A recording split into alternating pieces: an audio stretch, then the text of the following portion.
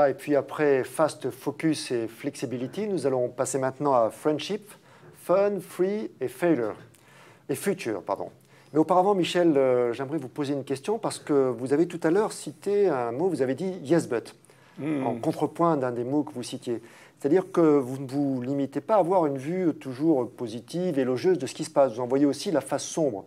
Et j'aimerais que sur chacun des mots qui vont défiler devant nous, maintenant, vous puissiez nous dire « voilà cette caractéristique, mais je n'oublie pas, je n'ignore pas qu'il y a à côté tel point ». Alors sur l'amitié, friendship ou la camaraderie. Alors, friendship, c'est vraiment la facilité d'usage entre les êtres humains, c'est-à-dire rendre facile la relation, rendre facile aussi la relation avec les machines. Donc, ça a à voir avec ce qu'on appelle user-friendly ou même tout simplement le design.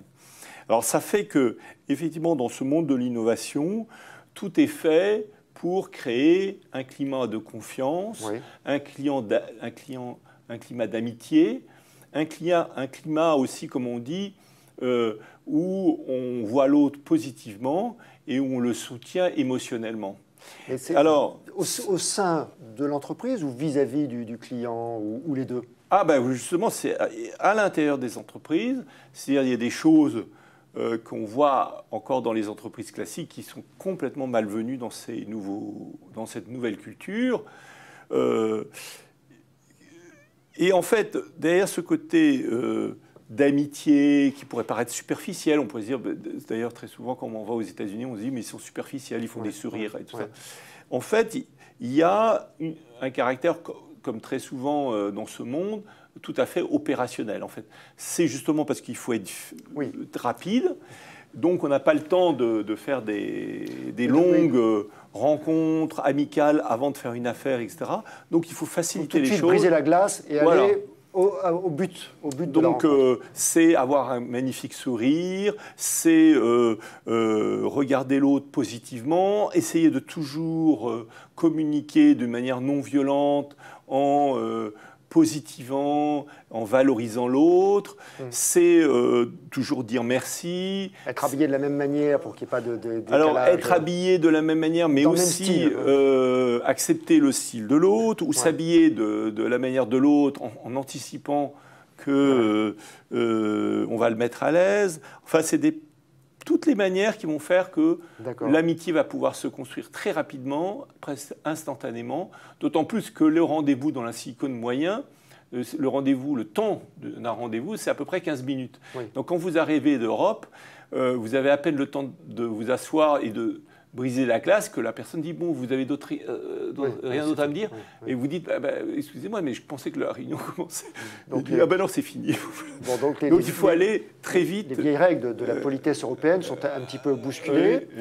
Alors vous avez mis comme F le fun. Alors le fun... Qu'est-ce qui est fun?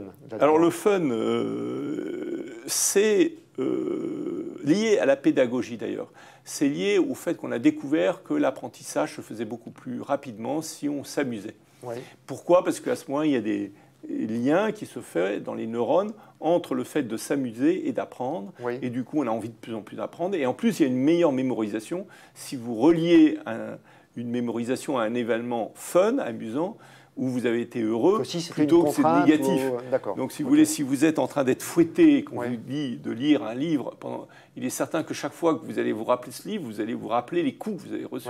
C'est horrible. Alors que si vous étiez en train de rire, donc le fun, c'est de créer un climat amusant. Ça passe par notamment une chose qui est assez inhabituelle dans l'ancien monde, de faire beaucoup de jokes. De faire de l'humour, de commencer toujours ses conférences par une phrase d'humour, de faire rire tout le monde. Et en fait, ça va jusqu'à un point que dans ces milieux-là, ne pas être fun est une erreur professionnelle, ce qui est même le comble du sérieux. C'est un critère dont il ne faut pas sortir. Et alors le free et future, avec à chacun leur yes but. Alors d'ailleurs, je pourrais faire le yes but du fun, c'est que au milieu de ça, ça se fait tout de même le même monde qui est traversé par le terrorisme et tout ça. Donc il y a tout le monde qui est avec un immense sourire, qui se fige brutalement parce qu'il y a des gens qui ne sont pas du tout fun ou qui n'ont pas du tout compris qu'il s'agissait d'être fun. Et puis peut-être qu'aussi au sein de ces entreprises fun, quand on déplaît, on est sorti très vite. Oui, voilà, c'est ça. Ou le seul fait de ne pas être fun est une raison de sortie, ce qui est tout de même le comble du pas fun. Donc il y a une part un peu de construction oui, tout à fait.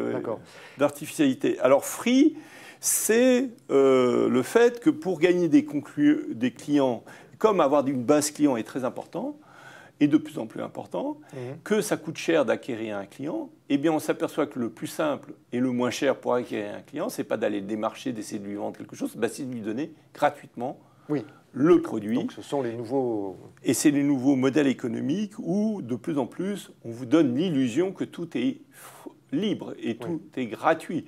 Alors Google est un hyper exemple de ça, parce que Google a créé sa base de clientèle sur le fait que tous ses services sont gratuits. Ils ont poussé le point, la stratégie très très loin. Mais derrière, évidemment, ils vendent autre chose. Ils vendent toute l'information qu'ils acquièrent justement sur cette base de clientèle. Mais le client, c'est vrai, lui-même a l'impression que c'est gratuit.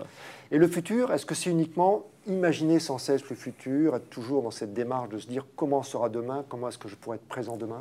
Alors le futur, ça a à voir aussi avec Fast, ça a à voir avec Focus. Et puis ça a à voir avec ce qu'on va avoir dans le futur, c'est Fêlure. C'est-à-dire que, si vous voulez, le problème, c'est qu'à un moment donné, entre le moment où vous lancez un produit, vous avez une idée, et le moment où elle touche le marché, c'est comme la chasse au canard, il faut tirer avec un temps d'avance. Il faut anticiper que le canard va bouger. Ben là, c'est pareil. Comme tout évolue très vite, plus vous êtes sur un cheval rapide ou une voiture rapide ou un avion rapide, plus il faut voir l'horizon. Ben là, plus dans ce monde hyper rapide, il faut toujours avoir un temps d'avance, regarder loin. Et ne pas se tromper, parce qu'effectivement, comme beaucoup de choses partent d'une anticipation de quelque chose qui va avoir lieu, si après ça n'a pas lieu, alors là, on est bien embêté. Donc le travail sur le futur devient très important. Ce qui est difficile, parce que pour penser le futur, il faut raisonner, réfléchir, avoir des éléments, puis en même temps, il y a une part d'imagination, d'intuition. Bien sûr, c'est ça. Voilà, c'est pas uniquement cette capacité de penser le futur, c'est une des plus stratégiques, mais une des plus difficiles.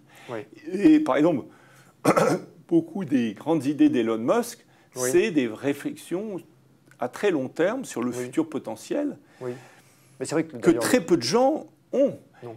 Et brusquement, il arrive à remettre en cause des a priori incroyables en se disant oui, mais dans le futur, on devrait pouvoir faire ça. Par exemple, il est clair que par exemple, tout le modèle de Google était basé sur une anticipation qui a eu lieu, mais qui était déterminante au moment où Google a installé son modèle économique, c'est que le prix de la collecte d'informations allait chuter exponentiellement.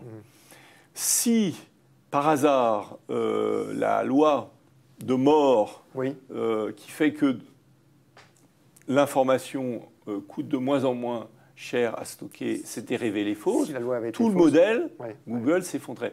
Et comme les gens, malgré que cette loi de Moore existe depuis très longtemps, comme elle est contre-intuitive, puisqu'il y a très peu de choses dans le monde entier qui évoluent exponentiellement moins cher, exponentiellement plus petit, comme le sont les ordinateurs, puisqu'un téléphone mobile aujourd'hui est plus puissant que les grands ordinateurs d'il y a 20 ans. Eh bien, c'est une intelligence du futur qui a fait qu'ils ont pu parier sur des choses contre-intuitives pour le commun des mortels et que les personnes n'avaient pas intégrées. Un autre exemple de ça, évidemment, un contre-exemple, est le fait que Kodak a été le premier à dessiner un appareil photo numérique, mais qu'ils n'ont pas anticipé à quel point l'argentique allait disparaître rapidement. C'est ça, oui. On explique souvent que Kodak n'avait pas dans son staff de gens qui comprenaient le numérique. Il avait des chimistes, des ingénieurs. Oui, c'est ça. C'est-à-dire qu'il y a eu un effet, ça c'est intéressant, c'est un cas stratégique très intéressant, et c'est aussi une question par rapport au côté collaboratif. Et par rapport à même la question de la démocratie, c'est que quand une décision va contre tout le monde, parce que là, tout le monde c'était des chimistes, enfin Kodak était rempli de chimistes, les chimistes ne voulaient pas du numérique. Alors du coup, Kodak est rentré dans le mur parce que les gens, à l'intérieur, tout à fait convivialement, ont décidé de ne pas faire le parcours stratégique. Et c'est là où on voit que parfois, il faut des personnes visionnaires et qui aient le courage de tirer tout le monde ailleurs pour qu'un pays, une entreprise prennent un virage qui paraisse risqué, mais qui en fait est essentiel. Voilà. Merci Michel, on va terminer cette vidéo, puis passer ensuite sur les trois derniers termes, et puis l'origine de ces termes. Je vous interrogerai sur d'où vient ce travail. Merci. Merci Paul.